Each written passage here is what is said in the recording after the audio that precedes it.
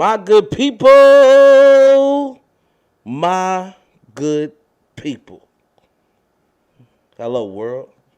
I'd like to welcome y'all back to the show that's hot with your boy Rob Scott. This is Rob's 2 cents. What's going on, everybody? So good to see y'all, man. I know I missed last week. I'm trying to stay on top of things. I'm getting back into my mode. But you know I had to come back and talk more playoff basketball because right now, these playoffs has been exciting. There's been some other things going down. It's time for me to dabble back into other sports. We saw Canelo lose in an had an upset defeat this past weekend. We're gonna get into that later on in the show, and then also Tom Brady has been promised a big payday. It's a lot going on in the world of sports, including like NFL game coming to us in December on Criminal. Oh, we gonna talk about that and a lot more as I hope you guys sit down, relax, and tune in to the hottest sports conversation in the nation. This is Rob's 2 cents. And I know last time we were talking about the first round of the NBA playoffs. We saw the writing on the wall for the Bulls. We kind of saw the writing on the wall for the Timberwolves. We saw the writing on the wall for the Brooklyn Nets. But there's been some more teams that has been eliminated in this year's playoffs so far, and we're not going to dive into a lot of what's going on. You know, I'm not going to go into it game by game, but I'm going to let you know the winners of the series. So, you know, the New Orleans Pelicans, they fought hard against the Phoenix Suns. In the end, it was just experiencing too much Chris Paul as he had a perfect quarter to end them boys. I don't know what it is about Chris Paul to close out games, but he likes to get the job done. Phoenix beating the New Orleans Pelicans, winning that series 4-2. Dallas handled their business against Utah. As you remember, they started the first two games without Luka. Luka comes in game 3. They lose game 3 and get right back on track. Get back to their winning ways. And the Dallas Mavericks were able to beat the Utah Jazz, who, in my personal opinion, that team is about to get broken up. Somebody about to get traded somewhere. And somebody on that team, on the Utah Jazz, by the way, made a crazy out-of-pocket statement. I understand you got to defend yourself, but some things you just shouldn't say in public. You should really think before you speak. We're going to talk about that a little later in the show. The Dallas Mavericks beating the Utah Jazz 4-2, staying in the West. Golden State handled their business against Denver. MVP has been crowned. Hint, hint, he played on the team that was eliminated in the first round by Golden State. That's neither here nor there. We'll talk about that more shortly. Golden State taking care of their business against the Denver Nuggets, winning 4-1. And as I mentioned earlier, Memphis taking care of business. You know, two young teams trying to make their way and make their name in the Western Conference. Memphis showing that there was no aberration. It was no fluke. It was no mirage. They are for real, winning against the Minnesota Timberwolves 4-2.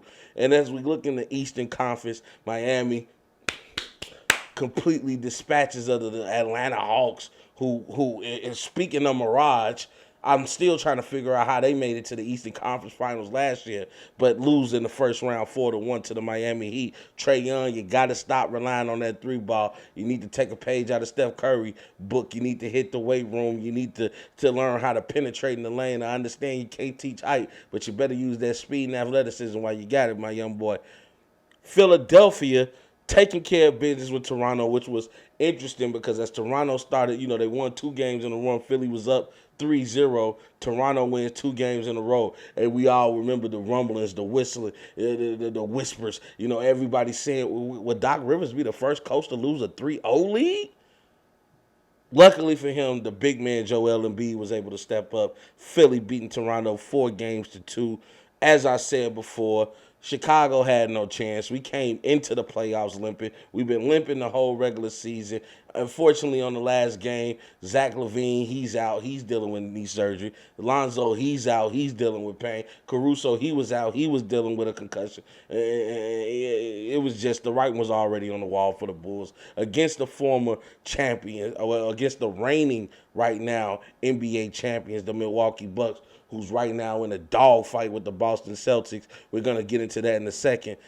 Making quick work of the Bulls, 4-1. At least we lost to the defending champions, and at least we didn't get swept. Unlike this last team, the Brooklyn Nets, led by KD and Kyrie, two of the most underwhelming leaders in the NBA. I'm sorry, KD. Great skill, one of the greatest scorers we ever seen. But you need to sit down with LeBron or Dwayne Wade or Chris Paul and take a class in leadership. Boston just manhandled the Brooklyn Nets. Didn't even get a game up off of them. Boston winning that series 4-0 with the sweep. And it brings us now to the second round of the NBA playoffs. And right now, we are in the nitty-gritty. I mean, we look tonight, Golden State could possibly be sending Memphis home. We're going to get into that in a second. Phoenix goes up 3-2 last night after a great game from Devin Booker, and DeAndre Ayton finally showed up. Philly loses to Miami in underwhelming fashion because nobody wanted to be there from the Philadelphia 76ers. Now Miami leads that series 3-2. And right now, as I mentioned, Milwaukee and Boston in a dogfight. Right now, series tied 2-2. I did say that this series would go to 7 games. And it's looking like the boy Rob knew what he was talking about. Right now, Boston is ahead, but not by much, as Milwaukee is creeping on the come up, baby. And, man, right now, we are watching some good basketball. Let's go down by these series one by one. I'm not going to go through all the games, but we're going to talk about important factors for the reason the lead is the way it is right now. As I mentioned with Boston and Milwaukee, let's start with them first because they're on right now currently. Right now, Boston is winning the game by 3 points with 9 minutes and 16 seconds left on the clock in the third quarter. Ball is in play. It's Boston's ball. Can Milwaukee win a game in Boston? Because if Milwaukee is able to win tonight, they go up 3-2 in the series. That means the next game is in Milwaukee. Can Milwaukee win this series without Chris Middleton? That will be a true mark for Giannis Antetokounmpo. A huge accomplishment to be able to beat a great defensive team like the Boston Celtics, who, as I mentioned early, dispatched of the Brooklyn Nets, made quick work of them. No gentleman sweep here. They did the complete broom sweep with 4 wins to 0 games won by the Brooklyn Nets. I mean, let me tell you guys something. The defensive intensity shown by this team, if you guys don't know, shout out to Marcus Smart, being crowned Defensive Player of the Year, and it shows. I mean, Marcus Smart, you look at him last series, making it hard for Kyrie, making it hard for KD, and even in this series, Marcus Smart has took it upon himself to sometimes step up against Giannis Antetokounmpo. Giannis got to have at least a full foot over Marcus Smart. But Marcus Smart ain't scared. And his defense embodies what the Boston Celtics do, is play defense by committee. I mean, we look in this series against Milwaukee, Chris Middleton is definitely missed in this series. We're talking about an automatic 20-point to 25-point guy. We're talking about an all-star. We're talking about an ultimate Robin to Giannis's Batman. We're talking about the closer for the Milwaukee Bucks. You know, when the fourth quarter gets tight, when there's only 2 to 3 minutes left on the clock and Giannis is not able to get lane penetration like he wants to, who do they go to? They go to Chris Middleton. They go to the smooth operator Because I don't know what it is. Chris Middleton can be off all game, but when it's fourth quarter time, it's money time, and he rises to the occasion. He rose to the occasion in elimination games last year in the Eastern Conference Finals. He rose to the occasion in the NBA Finals against the Phoenix Suns. I mean, the guy did what was necessary. It did what he had to do to win games. And now you're missing that guy on your roster. The Boston Celtics trying to take advantage of the situation. However, Giannis has been playing big. We look at last game. Giannis didn't have the scoring game that he wanted, and Al Horford turned back the hands of time. I don't know. He tapped into that Atlanta Al Horford. Dropped 30 points on Giannis Antetokounmpo. And then the changing point of the game, as he mentioned, if you guys don't remember, Giannis dunks on Al Horford, and he's screaming, and he's looking, and he's talking mess in his direction. And Al Horford nods his head and say, "Oh, okay, that's what we on? Is that what we doing?" Because don't forget, I'm athletic too. I might be 35 years old, but I'm athletic too. You must forgot I was an all-star in this league. I've taken my team to the playoffs, Giannis. Don't play with me like that. And Al Horford came out, proceeded to have one of the best games, if not the best game in his career, scoring 30 points. I mean, just absolutely on fire. 11 of 14 from the field, 5 of 7 from the three-point line, 3 of 4 from the free throw line, 8 rebounds, one block, only 1 turnover, and then Jason Tatum finally decided to show up to the party. Jason Tatum came out, didn't have the best shooting game, but he did shoot 45% from the field. He shot 30% from the three-point line. He gave you 30 points as well, along with 13 rebounds, 5 assists, and only 2 turnovers. Jason Tatum showed up when it counted in the fourth quarter. And Milwaukee, you can definitely tell last game, they were missing Chris Middleton. Giannis goes 14 of 32, shooting 43% from the field. Giannis hasn't shot 50%, I don't believe, in this series.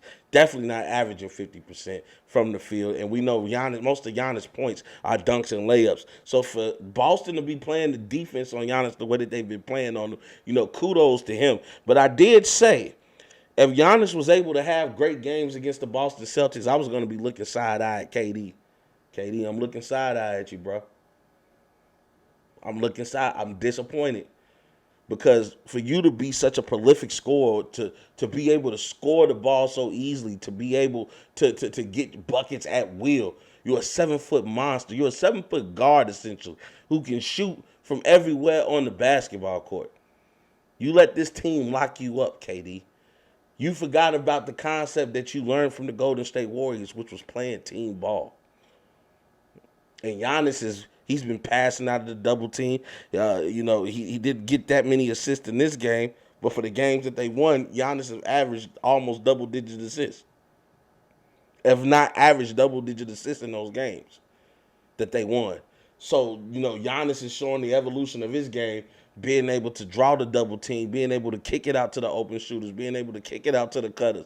And that's been serving Giannis well in this series. The question is right now, when Giannis is held at bay, who's gonna step up as the second scorer on this team? We thought it was gonna be Jrue Holiday, but he hasn't had a great series at all. I wouldn't even say that he's had a good playoffs so far. I mean, even in this game, the man was 5 of 22 from the field. The man was 1 of 6 from the three-point line. He's giving you no help. He gave you 9 assists, but, right now we need a scorer. We need somebody that's going to get a bucket for us. And Jrue Holiday, who's supposed to be the third person in this big three in Milwaukee with Chris Middleton, Giannis, and Jrue, you're not holding up your end of the bargain, Jrue. You can't have Grayson Allen be your second best player. You can't have Wesley Matthews be your second best player. Bobby Portis be your second best player. Jrue, you're an all-star in this league. You got a nice payday from the Milwaukee Bucks. You proved yourself last year, and that's why you're a champion. I'm one person that has called you the most underrated two-way player in the league, Jrue.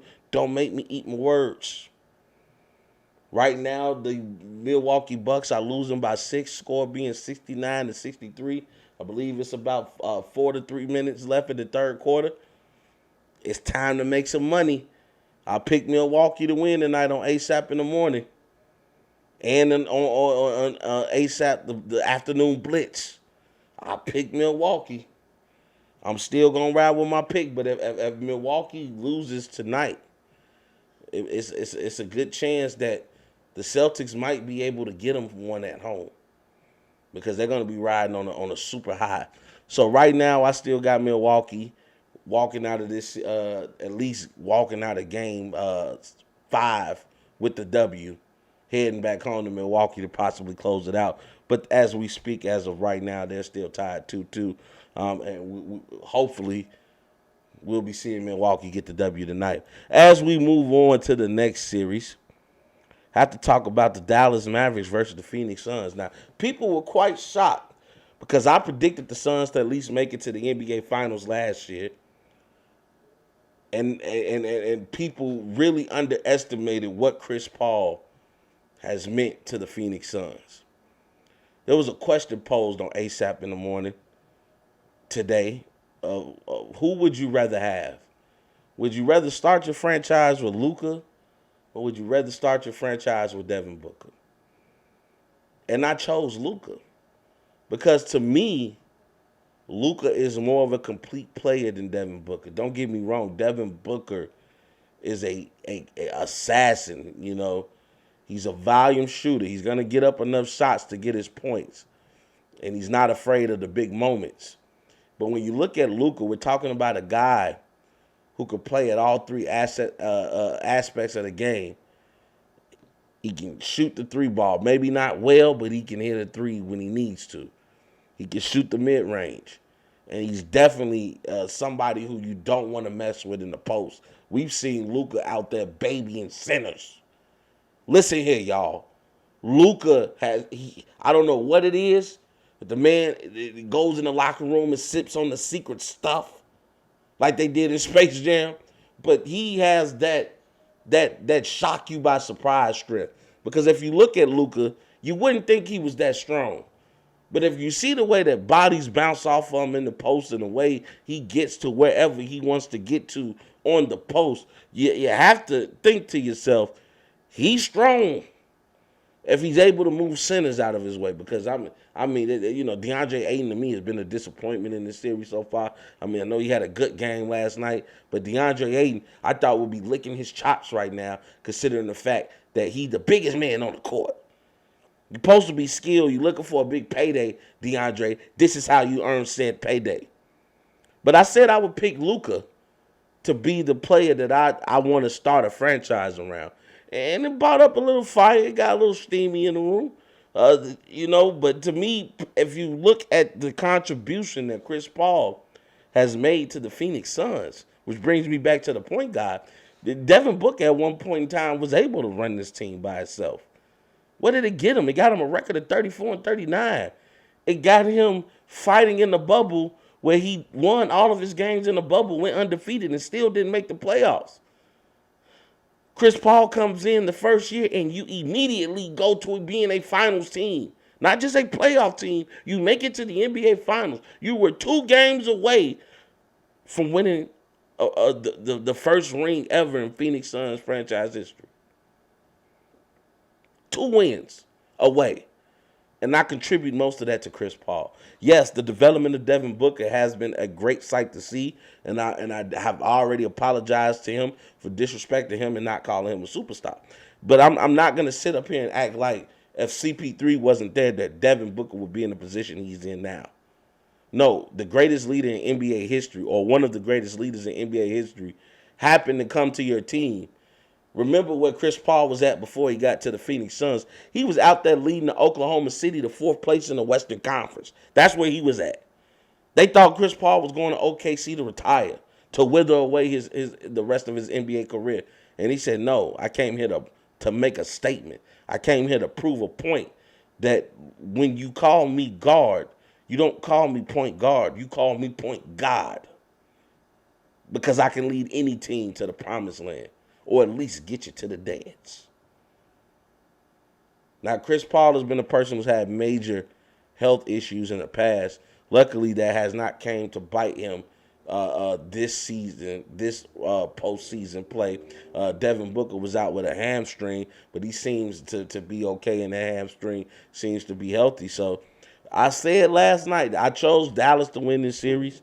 I was this was my one upset that I predicted, but I did say on ASAP in the morning, if Dallas does not win Game 6, then Dallas is in trouble. I mean, Game 5, Dallas is in trouble. Because you're asking Dallas now to win 2 games in a row. You're asking them to go, go to Phoenix and win one. I just don't see it. It's Game 6 will be played in Dallas, but I don't think that the Dallas Mavericks can go to Phoenix in Game 7 and beat Phoenix in Phoenix on a closeout game, on the closeout game, because there ain't no tomorrow after Game 7. Somebody's going fishing. Somebody going on vacation early. So we're going to keep our eyes on this development. I mean, last night's game was atrocious for the Dallas Mavericks. I mean, we look at the box score. Luka and Jalen Brunson was the only people that decided to show up to the party. Luka was 10 of 23, 2 of 8 from the three-point line with 28 points. Jalen Brunson shot a little bit better. He was 9 of 17 from the field with 21 points. The rest of the Dallas Mavericks combined for only 31 points throughout the game. Yes, you heard me right. Anybody not named Luka, anybody not named Jalen Brunson, scored only 31 points as a collective for the rest of the game. That's not a recipe for success. That got disaster written all over it. That was inexplicable how that happened. And a lot of people are trying to blame Luka. And I was one of those people at first saying, Luka, you need to let your teammates still dribble the ball some, get themselves in rhythm. You're trying to turn players into catch and shoot players. And he's been doing that. But Jalen Brunson has been the only one to answer the call. He's happy now that Luka put the ball back in his hand. He's been playing well these past 2 games. But every shot that the Dallas Mavericks took were the same shots that they were knocking down in Game 4. Couldn't buy a bucket in Game 5. Again, I say, anybody not named Luka Doncic or Jalen Brunson as a collective unit for the Dallas Mavericks only scored 31 points for the entire game. I'm not trusting Dallas to win Game 7 in Phoenix against Phoenix when all the money is on the table and on the line. I think due to the fact that Dallas lost last night, still going to ride with Dallas because in my heart of hearts, you got to stick with your pick. But in my mind, it's telling me that Phoenix is going to end this in 6. But Dallas, we going to ride to the end. Now, you know who I expect to win it all. It definitely ain't Dallas. But we going to ride with Dallas to the end. I'm going to ride with my pick to the end. Then we have to get to the Philadelphia 76ers versus the Miami Heat, which to me, this has been a crazy series. Because if we look at this series, Joel Embiid was out for the first 2 games. Miami Heat was able to take care of their business, winning both games at home. Joel Embiid comes back in Game 3, goes crazy. They blow out the Miami Heat in Philly. And then James Harden has a game where he turns back the hands of time, gives you 31 points on the night where Joel Embiid shot okay from the field, but wasn't in particularly his most dominant self. However, it opened the door for what James Harden can do because James Harden was now getting the space that he was not getting during the absence of Joel Embiid. Joel Embiid was 7 of 13. He only took 13 shots. He was 1 of 3 from the three-point line. He got you 11 boards and 1 block, but he had 4 turnovers and only gave you 28 points.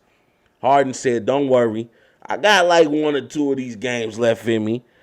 And Harden went crazy. 8 of 18 from the field. 6 of 10 from the three-point line. 9 of 10 from the free throw line. So he was able to get to the line. It's been a long time since we've been able to see James Harden draw those fouls and get to the line.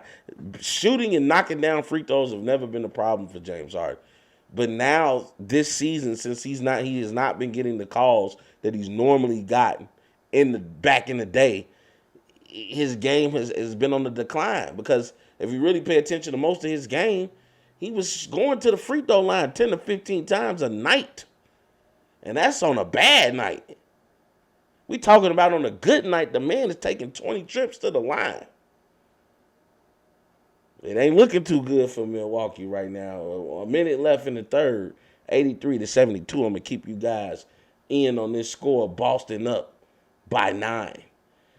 But, yeah, I mean, you know, the Philly was able to bring the heat to the Miami Heat. Jimmy Butler had a hell of a game in Game 4. 40 points, 13 to 20 from the field. You know, Bam had a good game, 9 to 12 with 21 points. But, you know, nobody else decided to answer the call. And Jimmy and Bam really the only ones. I mean, Victor Oladipo gave you 15, but he was 3 of 9 and 1 for 5 from the three-point line. So, you know, it wasn't enough scoring to handle the surprise onslaught by the Philadelphia 76ers. But then you look in Game 5, and what do we see? This is a shame on you moment. Joel Embiid, you disappointed me yesterday, sir. Now, we know that Nikola Jokic was named the most valuable player for the second time in a row. We know that you led the NBA in scoring, and you had just as much of an argument for MVP as he did. But to sit there and pout about it, to sulk about it, I get it. We're human. Things don't go our way. It can hurt us. It can leave us mentally scarred. But in that case, then you just don't show up, Embiid. But when you put on that jersey, you lace up your hooping shoes, and you go out there on that hardwood and on the 94 feet of hardwood, you're supposed to put everything you got on the line. This is round 2 of the NBA playoffs, the Eastern Conference semifinals. This is Game 5. We are trying to prevent the Miami Heat from going up 3 games to 2 on us. I have an orbital fracture. I have a sore thumb, not sprained. I have a bad back, but I'm here. But you came out so disinterested in this game that your team followed suit. You think I'm lying? Joel Embiid, who's the superstar on this team, the star dominant center for this team, only took 12 shots. Yeah, he was 7 of 12 from the field. But when your superstar only gives you 17 points, a person who's known as a defender gives you no blocks, only 1 steal, a person who averaged about 12, 13 rebounds during the regular season only gives you 5 rebounds, there's a problem because everybody else follows suit. James Harden said, okay, well, if you don't care, I don't care.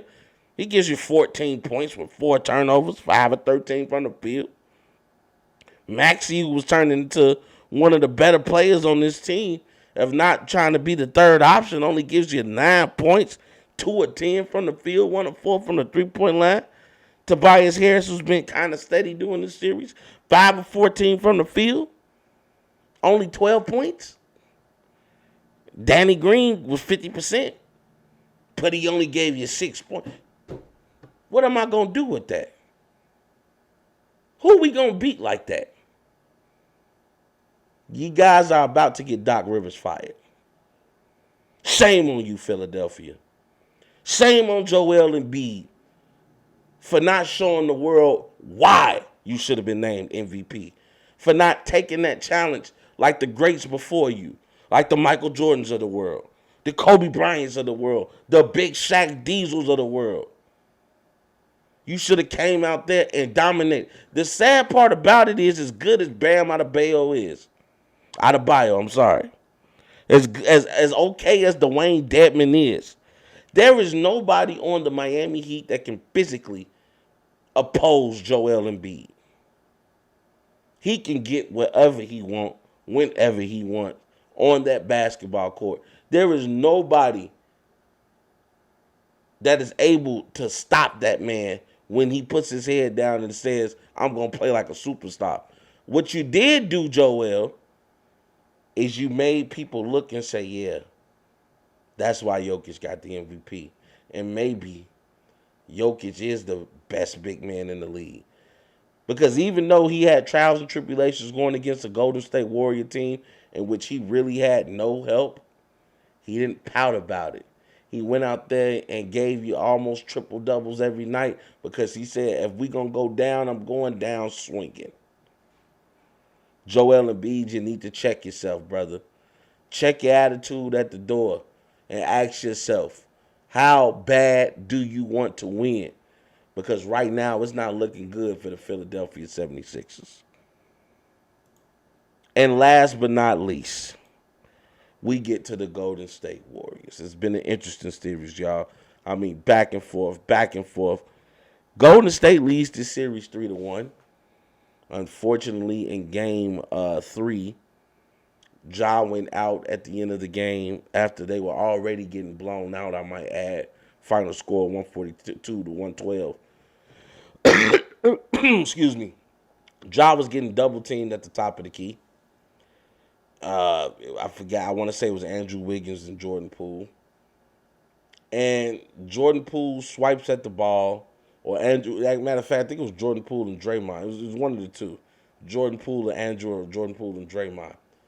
They're swiping for the ball. They actually knocked the ball free. And in that process of them trying to hold each other back to get to the ball or whatever the case may have been, Jordan Poole grabbed John Morant, I want to say his right knee. And now John Morant is out the entire playoffs with a bone bruise. He missed game 4. People were hopeful that he would be probable to come back for game 5.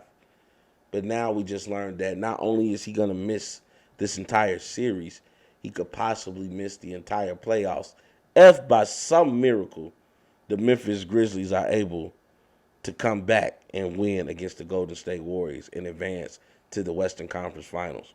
But I'm here to tell you guys today, this character has come back by popular demand. Reverend Rob is in the building. And as I did for my Chicago Bulls, I am here today to perform the eulogy of the Memphis Grizzlies. I am here today to say that even though Demetrius Jamal Morant has been sensational in the few games he's played in this playoff series, even one game going for a career high of 47 points, just completely unstoppable against the Golden State Warriors, experience always comes through. You see, right now, the Memphis Grizzlies are being what we used to call back in the day, or I'm not going to say we, I'm not that old, but what folks used to call back in the day, getting taken to the woodshed. But see, there's always lessons sometimes in pain. And even though the Memphis Grizzlies are getting whooped right now, without a shadow of a doubt, this is a great lesson for this young Memphis team. They are going to learn how to win. Because in order to learn how to win, my good people, sometimes you have to learn how to lose. And Memphis came in overconfident and overzealous and didn't realize the assignment at hand, that you were not just going against a Golden State team. You were going against a Warrior team whose core has been together for about 7 to 8 years now, winning championships, making it to the dance. And that core, I'm talking about Draymond, Clay, and Steph. And then you add in a young superstar or young aspiring superstar. Let's say that aspiring superstar. Not going to keep calling everybody superstar. But Jordan Poole is trying to make a name for himself. I would just say that. That's as far as I would go. An aspiring superstar in Jordan Poole, who also has an interesting story of getting to the NBA. And he is really, literally came out of nowhere. Because now he has possibly become the third Splash brother. I mean, Reggie Miller said it in this series against the Denver Nuggets. The Golden State Warriors, the Splash brothers have brought their own Poole to the party. A lot of people say that Jordan Poole should have won most improved player of the year. That with Ja and his superstar status, he shouldn't even been nominated for that award. But I digress. But the Golden State Warriors right now are going to lay down the Memphis Grizzlies, who fought hard, fought valiantly, fought to the very end. And I understand that a lot of people are going to say that they don't have Ja Morant, that they don't have Demetrius. But I'm going to tell you guys right now, Memphis Grizzlies were 20-5 without him, and they ended the regular season pretty well without him too when Ja missed those 9 games. Due to what? Knee soreness. While everybody is trying to say that Jordan Poole was a dirty player, did anybody think that maybe Ja is more like Derrick Rose than we can imagine? The athleticism, the way he plays, the way he gets to the rim. But unfortunately, with that athleticism comes lower body problems. And those knee problems are starting to be a headache for Ja Morant, because this is the reason he's missed games during the regular season and now will be missing the rest of the playoffs. We feel sorry for the Memphis Grizzlies, but as I mentioned, this loss will be great for them. I predict Steph Curry going out tonight. He's going off tonight. It's time to rock the baby and put the little Grizzlies to sleep. And you guys can wake up when the plane lands in Cancun. So if we talk about all of the series, I'm going to give you my predictions on who I think is going to win said series. The Golden State, without a shadow of a doubt, you already know I'm going with Golden State to win the series 4-1 against the Memphis Grizzlies. I believe Dallas is still going to beat the Phoenix Suns 4-3. It's going to Game 7. Another series that's going to Game 7 will be Milwaukee versus Boston. I got Milwaukee. They're going to hopefully win tonight. It's not looking too good right now. But even with that being said, Game 6 is in Milwaukee. And the Milwaukee Bucks, I'm talking about current reigning NBA champions, they know how to win on the road. I believe that they can beat Boston. They got a better chance of beating Boston than Boston has of beating Milwaukee in Milwaukee for a Game 7. So I'm still going with the Bucks. And for Miami and Philly, even though Joel Embiid, I had to talk about you, I don't think that the Miami Heat got enough to beat you guys when you are on. I'm going to say that this series also goes to 7, and the Philadelphia 76ers will pull it out. Speaking of Joker, Nikola Jokic, shout out to him for winning back-to-back MVP honors as he's been named the NBA's most valuable player.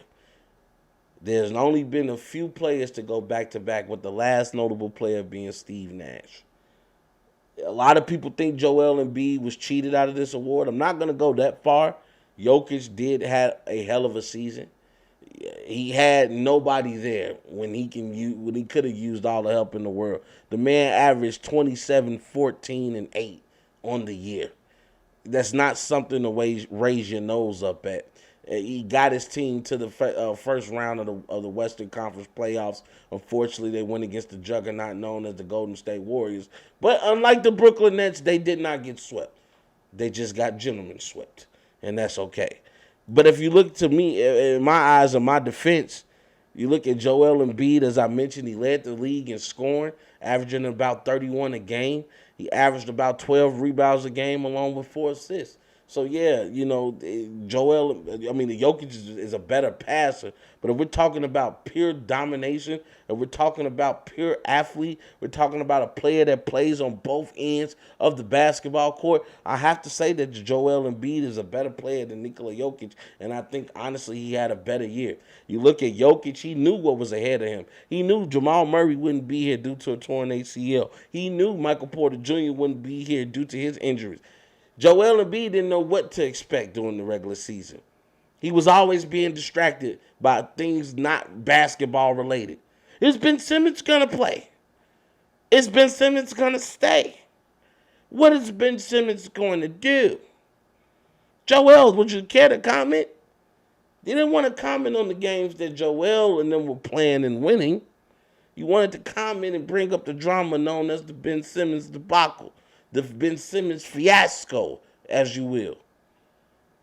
Now, granted, Doc Rivers to me lost a lot of points as a head coach because I get sometimes some coaches have that old school way of teaching, of wanting to call everybody out in front of everybody, but there is no way that you should ever call out your player in the media and defer blame from yourself as the head coach to him as a player.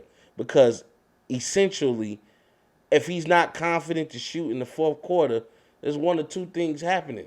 Either you guys are not giving him the confidence to know that he's able to miss a shot without getting any, without being reprimanded or being, ridiculed or talked about. Yeah, maybe he doesn't want to shoot because maybe you guys made fun of his form. Or maybe the fact that he's never really been a shooter since he's been in the NBA. Scared the hell out of him. Or the second thing is, if you realize he wasn't going to shoot, why keep his ass in the game? I understand that he had a great game defending Trae Young in the Eastern Conference Finals. The Eastern Conference semifinals. But still, with that being said, it shouldn't take you long to realize, okay, we're about 8 minutes into the fourth quarter, and this man is only taking about one shot in the fourth, if he took any. So if he wasn't going to contribute to you on the offensive side of the ball, why even run the risk of having him in the game? Especially when you're already up. So, Doc, sometimes you got to go back and do some soul searching. I understood as a player that he just did not want to play for Doc Rivers. I get it. You threw me under the bus. You deferred blame from yourself, saying, hey, it wasn't my fault. Ben Simmons didn't shoot in the fourth. Leave that to Joel Embiid. Leave that to Tobias Harris. Leave that to any other player on this Philadelphia 76er roster. But you being the coach, you being the leader, you being the father figure, you being the voice to a lot of these young men who's never had a voice of enlightenment talk to them, you threw them under the bus, Doc. And for that, you've lost a lot of respect from me in my eyes as a head coach. Not to mention the three blown 3-1 leads that you've already accomplished in your career.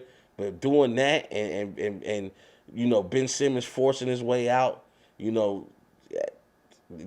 lot of that blame has to go on Doc Rivers. So shout out to Nikola Jokic. I understand. He played great. In the end, like I mentioned, Joel Embiid went through drama with Ben.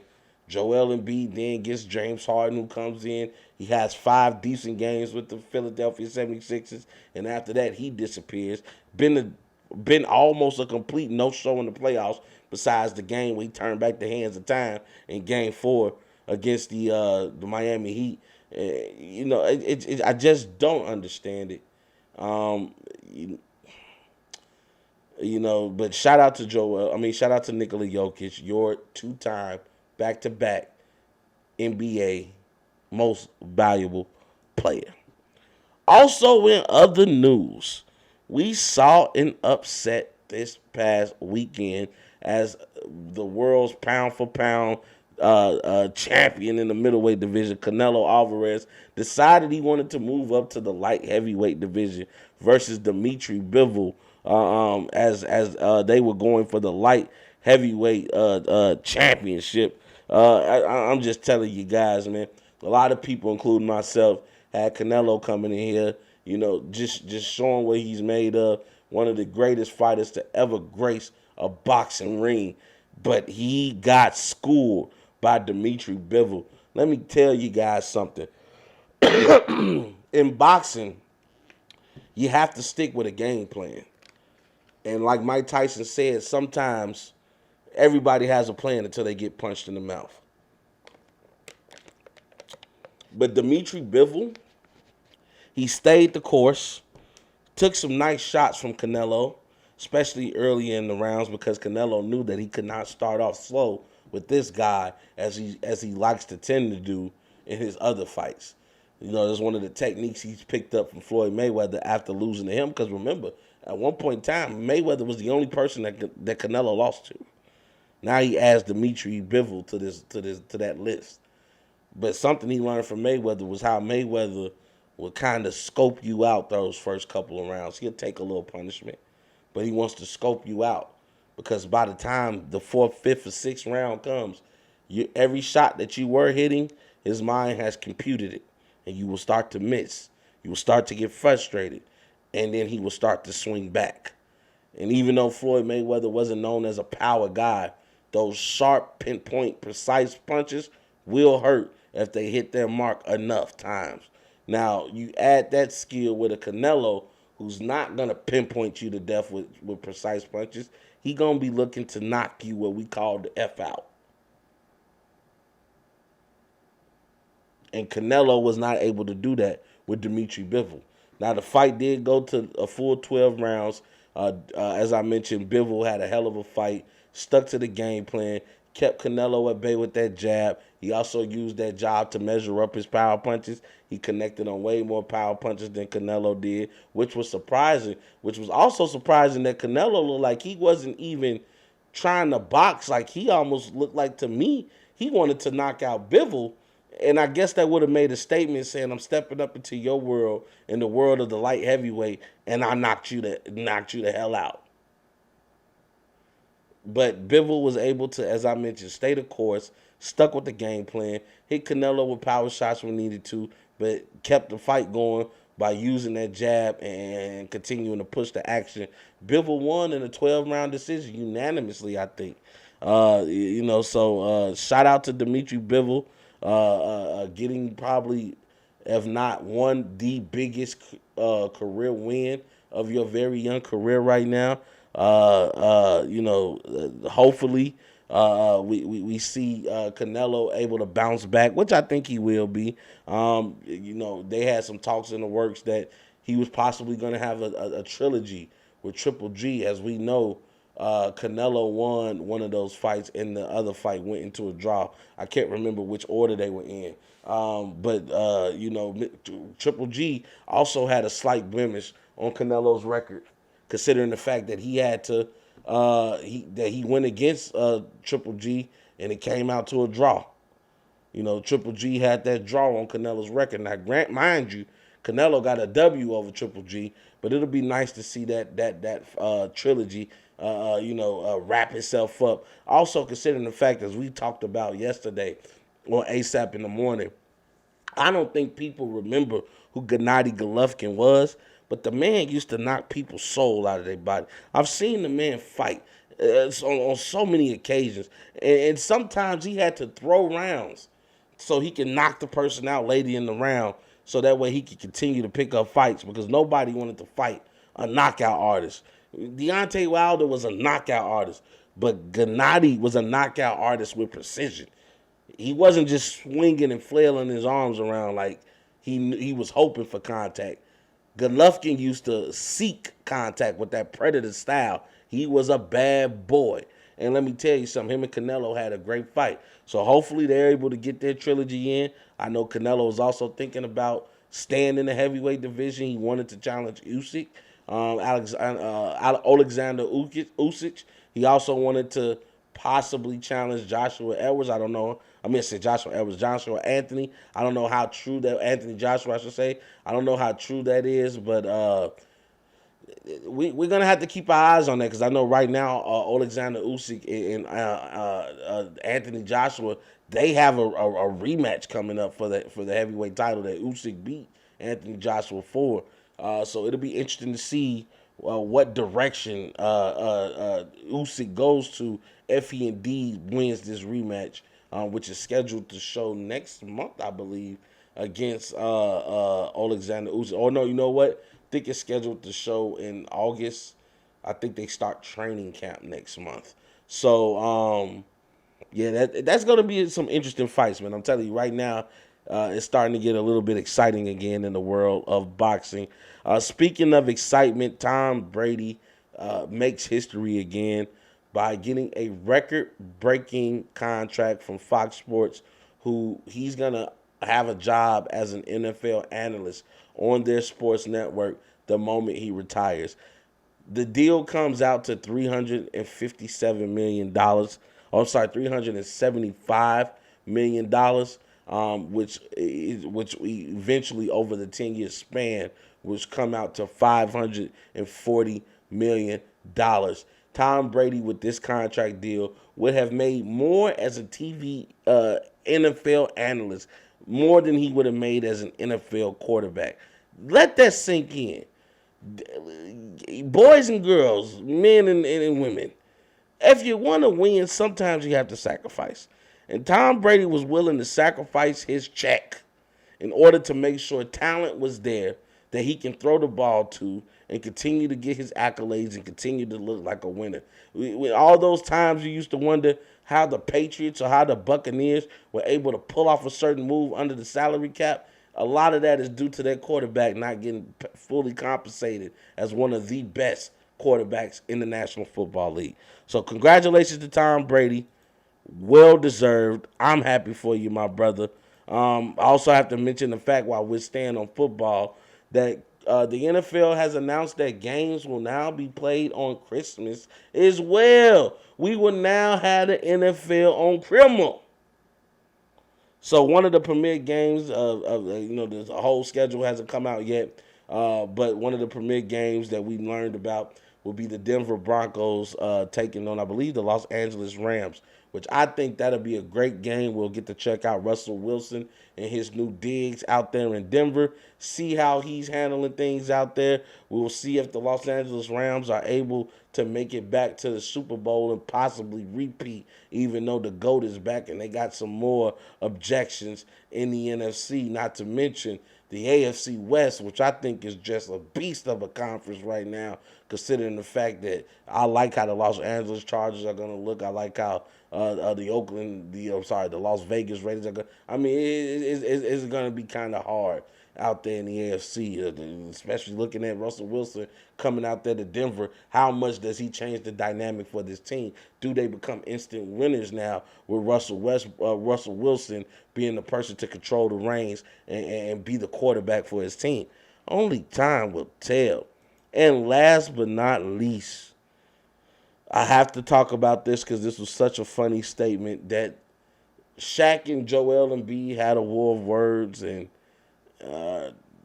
Shaq pretty much called I said Joel Embiid, I'm sorry, Rudy Gobert. They had a war of words. Rudy Gobert, came out, said some things. Shaq said that he believes Rudy Gobert is a bum. He has no chance at anything offensively, and that it'll be barbecue chicken against Rudy Gobert if he was to see Shaq in his prime. And Rudy Gobert came out and said, I can definitely lock up Shaq. Now, Shaq did come out and say he respect that, and who can't respect somebody speaking up for themselves? But let me tell you something, Rudy.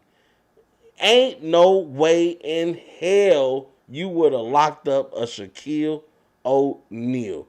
It would have been a crime for what he would have did against you. It would have been a travesty. We would have been at your funeral because we would have saw a black man get murdered by another black man on the NBA basketball court because Shaq would have completely massacred you.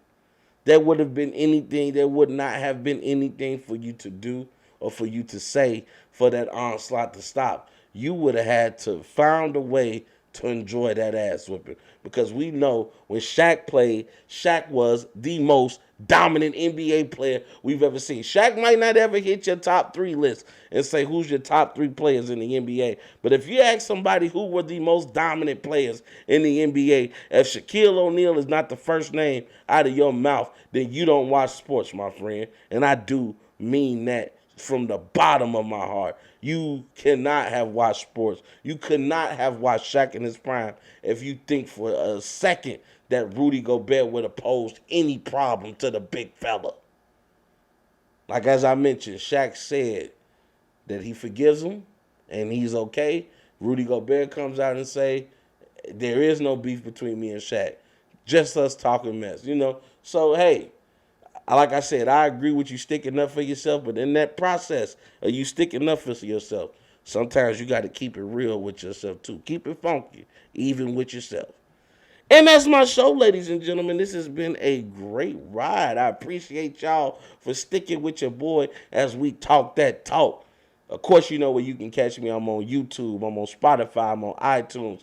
Also, catch me on the Rewind Sports 60 Roku channel. Also available on TV, Android TV, and Apple TV. All you need is the app to download the Rewind Sports 60 to see your boy and all of the past shows. Also, too, as I mentioned, hit that subscribe bell, hit that notification, hit that subscribe button and that notification bell in the corner so you can get alerted every time Rob's 2 cents hits your airways. Also, catch your boy on ASAP in the morning, only on the ASAP Sports Network, all sports, all plays. I'm also going to be on Unscripted with my boy Jay McLovin and whoever's going to be on there with him. I believe I'm going to be, hopefully, my boy Pride to be on there. Pride, shout out to you for letting me be on your show. Also, shout out to Chris Gonzo, my boy. We're going to be doing his show over the weekend, a late night show. So your boy been working, making connections and trying to get in while I fit in. ESPN, Fox Sports Network, we coming. Hey, I ain't got nothing but love for y'all, man. You know what I always tell you to do. You know, you got to pick a goal, right? You got to come up with a goal for yourself. And once you see what you want to do, once you see what that achievable goal is, you got to map out a plan to figure out how you're going to achieve that goal. And then once you got your plan mapped out, ain't nothing to it but to do it. It's time to go execute, baby. This has been the boy that's hot, your boy Rob Scott on Rob's 2 cents. Hope you have a great night. Hope you continue to be great. And you already know the slogan, baby. We gone. There's a bigger fight going on. There's a much bigger agenda than the streets. And I know sometimes it's hard to see that far in front of us. But we have to look past the illusions. Look past the delusions of grandeur. And look at the bigger picture. We need to become better versions of ourselves each and every day. Fight for what you believe in. Because if you're staying for nothing, you'll fall for anything. We just getting started, baby. You guys know the slogan now.